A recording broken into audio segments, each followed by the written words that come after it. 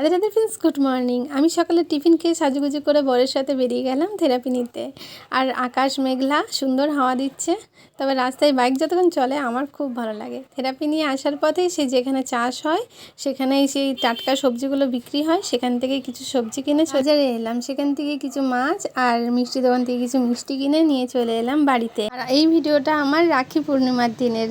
যেহেতু আমার video edit করতে পোস্ট করতে একটু দেরি হয়ে যায়, ঘরের নানা রকম কাজের চাপে করতে পারি না। আর এখন একটু বেশি চাপ রয়েছে কাজে, যেহেতু কিছু সামনে জন্মাষ্টমী, কিছু রাধা মাধবের ড্রেস, গোপালের ড্রেস বানানো রয়েছে, আরও কিছু সেলাই করব।